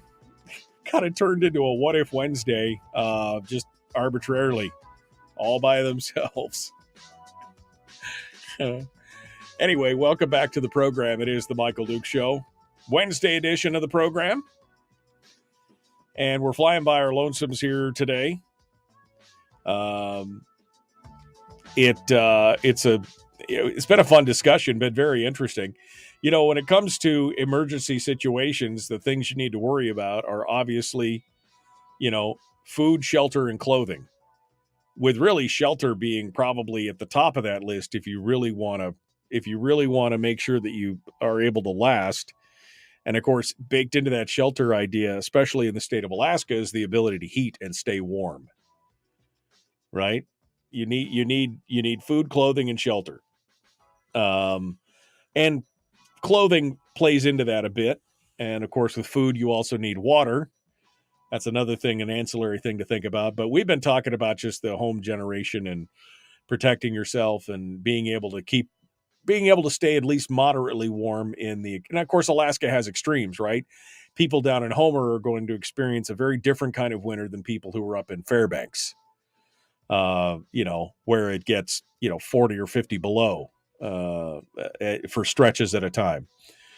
But having the ability to keep a little power on and keep your heat going, or to have alternate heat sources like, wood or coal or something like that. Those are all great ideas and things you should consider and think about. Of course, the one caveat with any kind of generation or generator or anything else like that is you need to make sure that you're using it properly. Don't be bringing that generator inside. Don't be bringing the generator inside and trying to pipe the exhaust out and all. Just, put it outside. Build a little box for it outside your house or through a window or whatever. But just build it outside. Don't suffocate yourself. Do not suffocate yourself. That's not a good idea. Oh man. So anyway, heat is a big thing. I mean, if I was going to invest in anything, well, food storage for me is always first. Having some food on hand is always first. But if you were going to invest in anything, you can find a couple 1,000-watt generator. If you don't have the money, something is better than nothing, right? The $500 or $600 Kibatsu whatever is better than having nothing. I mean, if you got the money for the $1,000 or $1,200 or whatever it is for a little, Honda 2 kilowatt, 2.2 kilowatt portable generator, then get it. But if you only have a few $100, it's better than nothing. You could always trade up and sell off what you don't need. Yeah, don't put it in a box. Oh, well, I mean, you know what I mean, Bill. I'm just saying you can build it in enclosure. You can put it in the edge of the house under the lean-to or whatever. It needs to be properly ventilated, just like anything else. There you go. It's the way to do it. And you could do it in a variety of ways, but having that heat and having a little bit of that power will definitely take the stress off. And again, these are things you want to think about always before this, before the situation happens. I mean, if you've got a generator, great, but have you tried putting it all in place? You know what I mean? Have you pretended like, oh, I've lost power, what do I do? No, I just bought the stuff and it's sitting on a shelf in my garage in case I need it. Well, again, spend an hour just laying everything out, hooking everything up, and running your furnace off your generator just to see how it works. Make sure you have the right cords and the lengths and everything you need, and you've got fuel and all those kind of things. You should run that. Just run it to see what it's like. So you could at least plan ahead. You know what it would be. You've done it once before. You're not attempting to do it all under the stress of the moment of something happening and something going on. It's all it's all kind of part and parcel of that. But the food storage thing, like I said, to me is always, because that's the easiest thing to do. How do you start your food storage? You could start your food storage today. It's not a huge investment. It's not like you have to go down and write, thousands of dollars worth of checks to the grocery stores to make it happen. You go to the grocery store, you need a can of Campbell's soup, buy 2. Need a box of pasta, buy 2. Need a box of rice or cereal, buy 2. And then anytime you get down to that one left on the shelf, you buy another one. So you've always got 2 on the shelf, or whatever you decide, however in-depth you need to be with your food storage. And that's where food storage starts. Now, again, is it nice to have all these 25-year shelf-stable, high-dollar, gee-whiz, go-fast stuff? Sure. It's good to have. I mean, I wouldn't kick it out of the house or anything. But is that what you're planning on for your food storage? My food storage is, again, just what I have on my shelf. I just slowly built up to where I've got, racks and racks and racks of canned food and dried goods and things that we could live off of in case we got stuck in the house for a week or 2, or, something went on where we couldn't get down to the store. And yeah, then you still have your MREs or your Mountain House or whatever, because that's portable and it's easy. It's go-to. It cooks on its own. It doesn't require a lot of preparation. And, in the MRE's case, it's high calories and keeps you going, and is shelf stable for many, many years. So it's not a bad deal. But again, I'm not going down to buy the buckets of food storage right away. I would rather spend that money on canned goods, the things that we eat every day, canned foods, dried packaged foods, things like that. And you'd be amazed what you can do with a lot of that stuff. But that's how you slowly build it. And of course, the one thing you can't forget about is water. You need to have your water and rotate that water out. Use it up. Or if you've got it stored like I have in drum form, you need to empty it out, refill it every year. A couple, 3, 4, 5, 6, 7 drops of bleach in there just to kind of make sure it doesn't grow anything that you don't want. In a 55-gallon drum, you're good to go. It's just the way it is. All right. I'm just gonna go ahead and take the next phone call. I got another phone call, so we'll continue on here. This show was not going as I expected it to go this morning. I had other things I was going to talk about, but we'll go over here. Good morning. Who's this? Where you calling from? Good morning, Michael. This is Ron in North Pole, and I decided to... Good morning. Good morning, Ron. I'm sorry. You were, I just accidentally put Ron back on hold.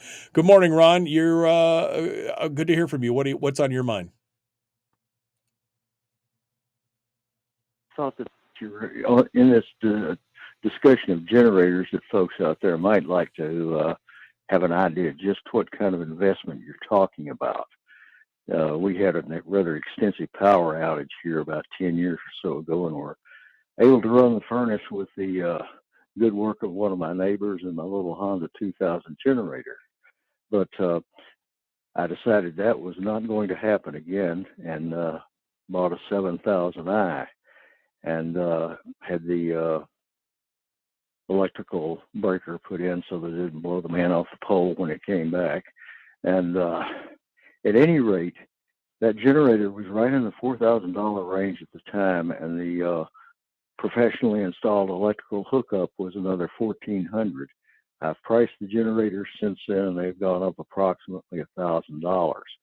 So you're talking about somewhere in the $6,000 to $7,000 range for that kind of setup. Right. And does that setup run your whole house, Ron? Are you able to pretty much operate as normal, or do you have to be miserly with it? Does the 7 kilowatts run the whole place? Oh, man, I'm sorry, Ron. I apologize. I mashed too many buttons. I'm sorry. I'm sorry, Ron. You were power outages Ron since, so I don't really know for sure, but I do know that it runs the. Hold on a second, Ron. I'm sorry. Ron, I apologize. I've been hot button muting. I accidentally muted you. So the question was, does the 7 kilowatt, does that run your whole house regularly, or do you have to kind of be miserly with it? I've not really tried it out except for testing, and I haven't tried it out on the electric oven, so I suspect that it might be a little warning if you wanted to cook as normal, but for regular things like the refrigerator, the heat, that sort of thing, it works very well. Okay. Well, I mean, and that's, again, you have to think about that. Do you have gas cooking, or do you have electrical cooking? Do you have a backup stove? Do you have a camp stove or something you can use? That's all good things to think about, when you're going through that. But yeah, I think most households could limp along on 7 kilowatts if they needed to, with the exception of running, you're not going to be running your clothes dryer. You're not going to be running your oven. You probably can run the stovetop, but probably not the oven. But yeah, it's a good thing. And that's about what I expected. Go ahead, Ron. I would also underscore what you touched on earlier. You mentioned camp stove just now. Be aware that those things do run on propane cylinders, and they do eat up your oxygen. Oh, yeah, absolutely. I mean, you have to be very cautious with that. You have to run, even if it's running on white gas, you have to be careful of carbon monoxide because it's still consuming and stuff like that. So you still got to be cautious with it. You got to be careful. You got to be paying attention. And, with any of those things, you have to think about what's going on with it and where the vapors or the fumes or the CO is going in those cases. So, All right, Ron. Well, thank you for the heads up on that. That's I'd put a little financial structure on it. Yeah, I was wondering. I knew about what the generators cost, but I was wondering what the hookup would cost, the intertie to your house. So about $1,500 or so. Yeah, it was about right in that neighborhood. And like as I say, the generators have gone up about $1,000. Yeah, I was looking at one just last week. In fact, I was looking at a new 7,000 I, and they had a 10,000 I there at the place that I was looking at, and yeah, they were pretty pricey, but definitely worth the cost of admission if you need them. You'd give almost any money in the world if you needed it at that point. So, all right, Ron. Well, thank you so much, my friend. It's good to talk with you. Appreciate you calling in. All right, folks. I got one more line on hold, but I am up against the commercial break, so we're going to take a quick break, and when we come back, we'll talk to the caller. We'll see what you have to say. Maybe we'll pick up some other stories or whatever, or maybe we'll continue on this. I don't know. I guess we'll let you drive the bus. What do you want us to talk about? I'll put the poll to the chat room too to see what they want us to talk about, if they want us to switch off or continue. Back with more, The Michael Duke Show. Common sense, liberty-based, free thinking radio.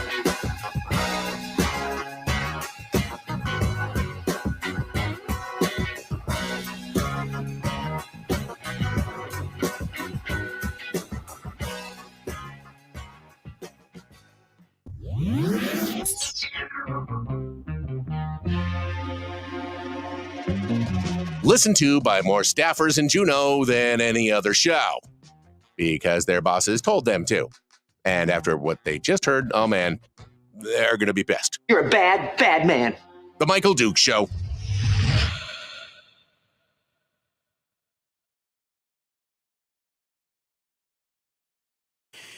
Okay, we're in the break right now. Let's get this caller's name before we go too far here to see where they are and who they are and where they're calling from, and then we'll take their call first things back when we return to the radio. Good morning. Who's this? Where are you calling from? Morning, Mike. My name's Troy from Homer. How you doing, sir? Good, Troy. If you'll hold the line, my friend, you'll be first up in the queue when we return. Okay, so don't go anywhere. Great. All right. Thank you. Thanks so much. I appreciate it. All right. Well, I guess a question from the chat room. Should we've only got one more segment. Do we just stay on this, or do we move on to something else? What do you think? You guys give me your thoughts on it. Either stay or go. Stay on topic or go to another one. Stay or go. You tell me. You tell me what you want. Teresa says a couple sturdy umbrellas over your sleeping bag in an emergency helps conserve body heat, as does a pup tent on the bed. I mean, yeah, even having a tarp over you is good. Those little Mylar blankets, the little folding ones that are the size of a deck of cards when they're all folded up, those are handy, although they can build up moisture, so you got to be careful. You don't necessarily want to be cuddled directly up in it unless you're hypothermic. Because you can get sweat, and you don't want that. But you can pop it up over yourself with a little piece of paracord. I mean, who doesn't travel? Who here carries paracord with them everywhere? Show of hands. I got a little hank of paracord in my pocket right now. I always keep just a little piece just in case I need it. It's probably 12 feet of paracord. I just never know what I might need it for. It's handy dandy stuff. And I've also I've actually got it on a little bit of so this is the little chunk of paracord that I've got here, and it's on a little cleat. There's a little, you can get these little tiny cleats that allow you to, come on. Oh, I don't have it on autofocus. That's why you can't see it. Anyway, I just carry that in my pocket just in case I need it. I mean, I've had use for it before. So I don't know exactly what's, what I might need it for, but I've got that and a little flashlight in my pocket. I just always carry it. Who doesn't carry a little chunk of paracord in their coat or their pocket all the time? Walmart has the 30-day Yeah. I mean, again, those are pretty affordable, but I would rather spend that money. On, regular, plain old, regular everyday foods and just buff up my food storage on it. I mean, that's what I would do. I'd rather just spend that money on an extra case or two of, Campbell's soup or beans or vegetables or something that you can just have on the shelf ready to go. Sandy says you could freeze dry your own meals. You could. That's a lot of work. That's a lot of work. And you really don't need to freeze dry stuff. If you're rotating your food storage out, you don't really need to freeze dry it.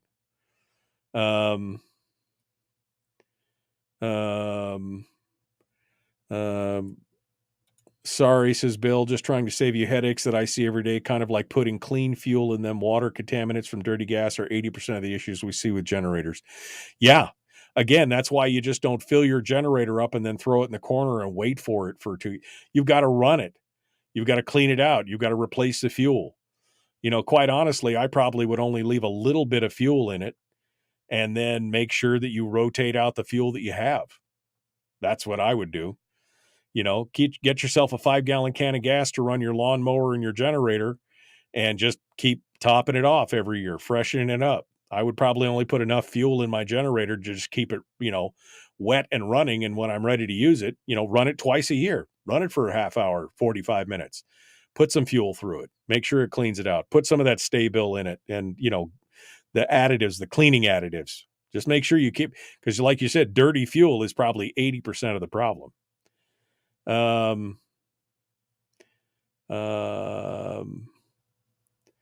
Okay. All of our generator upgrades are all combined heat and power. We captured the BTU to heat adjacent buildings, said Harold. That's a great idea. That's what, that's a great idea. Stay. Everybody says stay. Bill says my watch band is 12 foot of paracord and has a blade in it. That's, again, not a bad thing to have. I mean, paracord is like the wonder drug that works. I mean, you could do so much stuff with paracord. And I've got a hank of it in one of my backpacks, my little go bag or whatever, my emergency bag. I've probably got 120 feet of it in there. It's just a small little hank of paracord. You just never know what you could use it for. So handy. So handy. My dad carried his underwear in his pocket for the same reason, just in case he needed them. Okay. I mean, that's all right. All right. Let's get to it. Here we go. The Michael Duke Show. Common sense, liberty-based, free, thick, and radio. I guess we're staying. Here we go.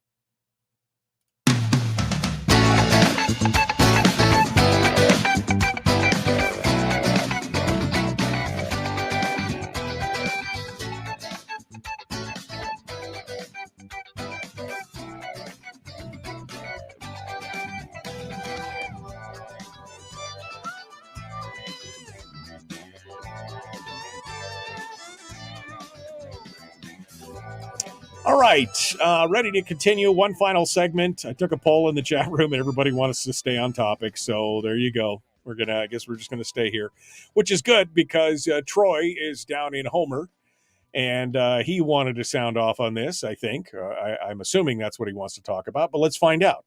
Good morning, Troy. What's on your mind, my friend? What are your thoughts on the situation?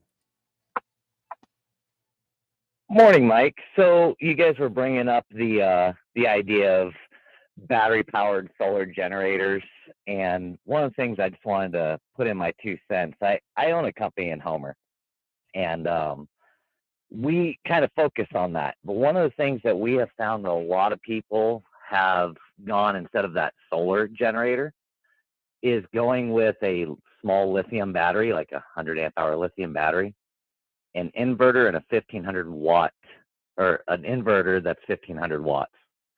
That would help maintain for your emergency needs of your house, i.e. your Toyo or your Rinnai, your heat, a water pump that's a 120 if you have a 120 water pump. Kind of a more affordable way, as those solar generators run upwards of $2,800 and more. So just wanted to throw that out, that's also an option. Going small is not a bad idea, especially in the case of an emergency. Right. No, absolutely. And what about my discussion? I mean, and you could do it whether it's with lithium. I know people have done series of deep cycle batteries for a few $100. They've been able to get, 3 or 4 deep cycles in series that trickles when the power's on. And if the power goes off, they last. I mean, are those the same kind of things that Right. you guys set up? We also sell those deep cycle batteries, and people buy them. I tend to go more towards the lithium if possible, only because you have twice as much usage available to you. Right. Quicker recharging in the case that you're depleting. But one of the other big things is you're freezing. So if those lead acid or AGM batteries have gotten cold, you've most likely ruined your batteries for the season, because who stays on top of them all year long? Right. They'll sit there and wait till you need them, and then you go to need them, and they're not going to work for you. Right. No, it's a viable option, especially if it's a short-term deal. Maybe having something like that for, under that $2,000 you're talking about is not a bad thing, and you don't have to worry about it. That's a good idea. Well, Troy, I mean, I'm glad you guys are offering those kind of services down there. Maybe we should talk to you about sponsoring What If Wednesday for power generation. Maybe we should have you on and have you sponsor the show for that day or something. I would love to do that. Yeah. And actually, I'm going to be sending you an email anyway. Yeah, send me. We'll talk here in the very near future. Yeah, send me an email. I'd love to talk to you about that, because I think that this is again an important topic. I mean, the one thing in the case of an emergency, especially if you're not going anywhere and you're staying in, you're bugging in instead of bugging out, is you need that heat, you need that power, you need to be able to keep things going. And if you don't have wood heat or some kind of alternate heat source, those kind of solutions make a lot of sense. All right. Well, Troy, thank you so much for calling in. I appreciate you. Appreciate you being part of it. Let's continue on over here. We'll go to the next call. Good morning. Who's this? Where are you calling from? Hey, good morning, Michael. This is Jeremy in Casiloff Town. Good morning, Jeremy. How are you, my friend? Pretty good. Haven't called in a while. I wanted to tell everybody about those 12-volt Chinese diesel heater units. If people didn't know about them, they run right off the battery, and they are less than $200. You can find them on Amazon or go to vvor.com, but be prepared to pay for shipping. If you're a Prime member, go to Amazon and look for one 12-volt diesel heater. They use minimal amount of fuel, and they take tiny bit of electric to run. And I'm really happy with them. And one of the things I'm thinking about also adding is a thermoelectric generator. That's a unit that just sits on top of your wood stove, and it'll keep your lights on and all your devices and batteries charged. Sure, it just runs off the heat off your main battery bank with it. Yeah, converts the heat off your stove into a trickle of electricity, right? Yeah. Yeah. It's 100 watts, I think. Well, you can buy the bigger one. Right. Well, and there's all they make a. Go ahead.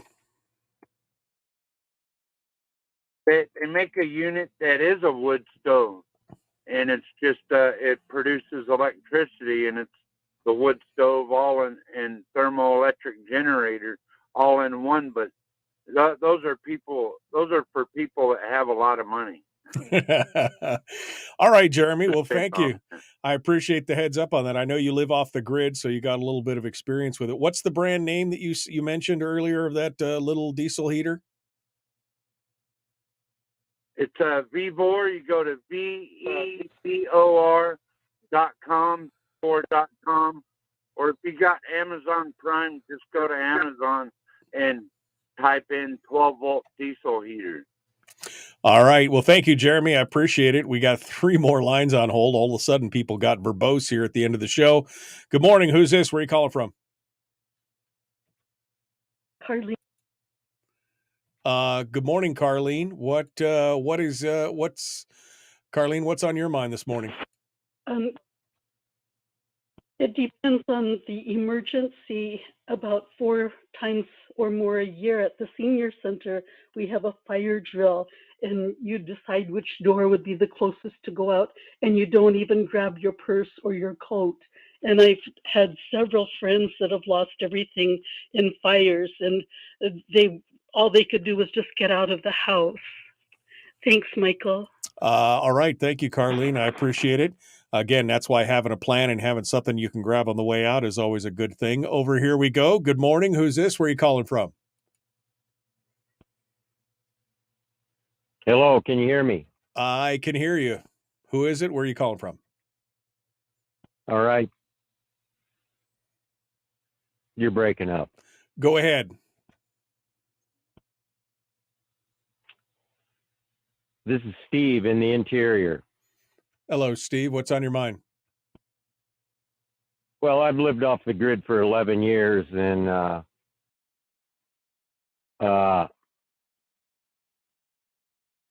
I could not live off the grid without a gasoline generator. I have a solar system that runs my freezer in the summer and my lights in the winter, but I couldn't do it without a Honda 2000, a Generac 5500, and a Honda 1000. So you're running 3 in series? Everybody I know lives off the grid has at least 2 or 3 generators. Right. And you think all those are the good brands to go? Honda, I know of. Generac, I've heard of, but I've never used it. Those are all pretty good brands if you're trying to plan for an emergency. My Generac has a Briggs and Stratton motor, but it's a 5500 that'll power my table saw and my high powered electric stuff. Right. My inverter is I used to have a 1500 watt inverter, but now I only have 1000 because that's what I could get when my 1500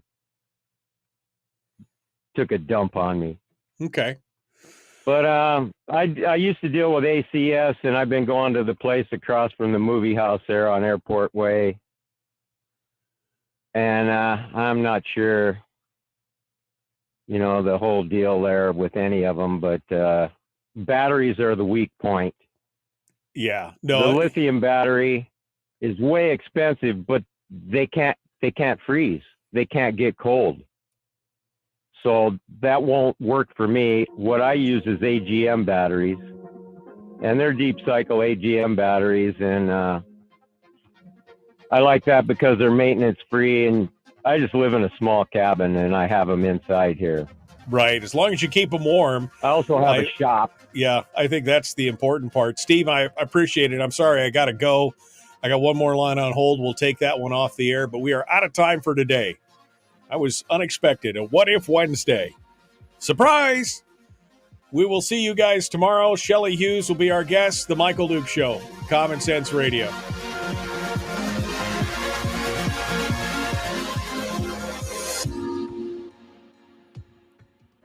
Well, it was an interesting discussion. I mean, the difference I was going to go to the call, but the call just dropped. The difference between, actually living off the grid or just being prepared for an emergency is different. I mean, if you were living off the grid, having 3 separate generators and backups and everything else probably makes sense. But if you're looking just to be prepared in case of an emergency, I think that little 2200i Honda generator is probably the way to go. But again, clean fuel. You got to run it a couple times a year, even if you haven't used it for anything else. Just make sure it stays clean, have good gasoline, a little stabilized gasoline. Need to make sure that you run all that stuff through there. And but again, you gotta plan what you prepare what you plan and plan what you prepare. Does that make sense? You got to use it. Run that stuff at least a couple times a year just to blow the dust out and make sure everything's working. Nothing worse than having an emergency situation and thinking you have it all down pat and then discovering that your emergency backup plan is not working. So anything, it's a good deal. All right. Well, I appreciate it. Thanks for coming on board. We will be back with you tomorrow. Have a great day, my friends. Stay groovy. Be kind. Love one another. Live well. The Michael Duke Show.